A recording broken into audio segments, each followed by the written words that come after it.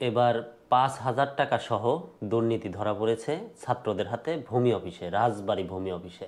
Specific বা নির্দিষ্ট কোনো ঠিকানা নাই, ঠিকানা দেওয়া আছে সময় টিভির একটা খবর। সেই খবরটা হচ্ছে ভূমি অফিসের দুর্নীতি ছাত্র জনতার হাতে ধরা। এই যে যে একটা ভূমি অফিস, ভূমি অফিস মানেই একটা আতঙ্কের জায়গা, ভূমি অফিস মানেই একটা জিম্মির জায়গা, সাধারণ মানুষের থেকে জিম্মি করে টাকা নেওয়া হয়, সেই রকমই কিন্তু একটা প্রমাণ বা কার্যকলাপে পরিচিতি পায়। তো ছাত্রদের সেই ভিডিওটা আপনাদেরকে দেখাবো।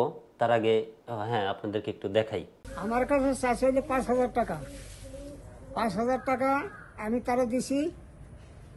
আর ওই যে বারেক ছিল, আর একটা লোক ছিল, হয়তো ছিল চাকরি করে, তারে বলে যে আমি যে টাকা নিলাম এই জানি কারোর কাছে বলো না, ওই রসিদে যা দেবো ওই চেকে সেইটি সই। আমার চেক কেটে দিছে ২৯৩০ টাকার। দেখলেন আপনারা, ৫,০০০ টাকা বেশি নিয়ে ২ বছর যাবৎ ঘুরিয়েছে, তারপরেও কোনো কাজ করে দেওয়া হয় নাই, কাজ করা হয় নাই।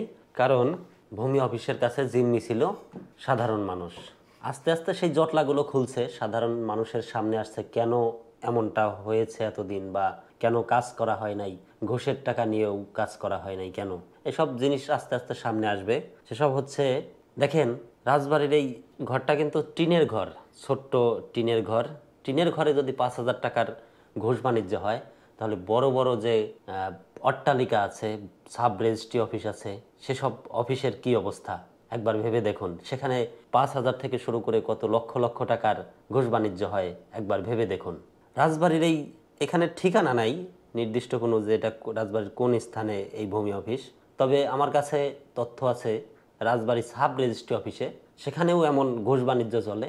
এখানে প্রায় ৫,০০০ থেকে শুরু করে ৫,০০০ টাকার নিচে নেওয়া হয় না, ৫,০০০ থেকে শুরু করে লক্ষ লক্ষ টাকা এখানে ঘুষ বাণিজ্য চলে।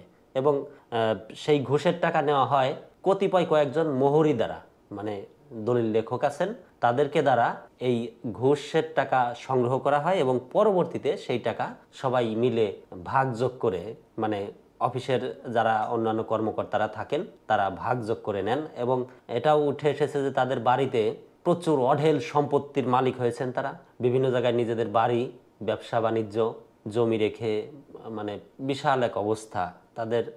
এমনও আছে যে রাজবাড়ী সাব রেজিস্ট্রি অফিসে একজনের পরিবারের ৪ জন কর্মকর্তা আছেন, এমনও নির্দিষ্ট তথ্য আছে যে তারা একই পরিবারের ৪ জন কর্মকর্তা।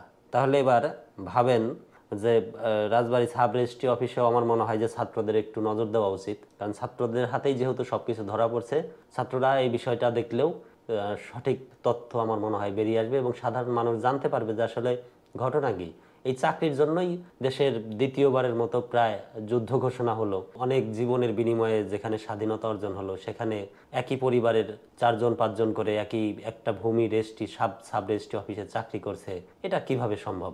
এগুলো কেন হলো একটু সবাই জানতে চায় সাধারণ মানুষ। যদি ছাত্রদের কার্যক্রম সঠিকভাবে চালাতে পারে, আমার মনে হয় খুব শীঘ্রই এগুলো জানতে পারবে সাধারণ মানুষ। আর আর এই যে এই দুর্নীতিবাজ অফিসাররা ধরা পড়ছে, কর্মকর্তারা ধরা পড়ছে, তাদেরকে শুধু কিন্তু ওয়ার্নিং দেওয়া হচ্ছে। আমার মনে হয় এদেরকে যে সম্পদের মালিক হয়েছে এই সম্পদের একটা হিসাব নেওয়া উচিত, এবং এই হিসাব নিয়ে তাদের চাকরি থেকে সরিয়ে দেওয়া উচিত। চাকরি থেকে সরিয়ে দিলে আমার মনে হয় যে যারা বাদ বাকি যেসব কর্মকর্তা থাকবে তারা সতর্ক হয়ে যাবে যে ভালো মোরগ, ভালো মাছ মাংস, দামি দামি জিনিসপত্র, ছেলে মেয়েকে ইউনিভার্সিটিতে পড়ানো, ব্যবসা, এগুলো কোত্থেকে আসে, এগুলো হিসাব তো অবশ্যই দেওয়া উচিত।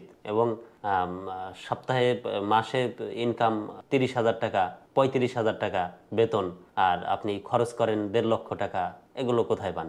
তো এগুলোর একটা হিসাব, পরিষ্কার হিসাব যদি ছাত্র হোক বা সরকারি কোনো কর্মকর্তা হোক, তাহলে যারাই নিক সঠিকভাবে নিলে হয় কি, যারা ইসে আসে, ওই হিসাব নিতে আসে বা অফিসের কার্যক্রম দেখতে আসে, তাদের মধ্যেও একটা কেমন জানি একটা লুকোচুরি বা গোপনীয়তা থেকে যায়, যে না, তারা গিয়ে রিপোর্ট দিল যে না কাজের কার্যক্রম ঠিকই আছে, তাহলে তো তারা সুযোগ পাবেই।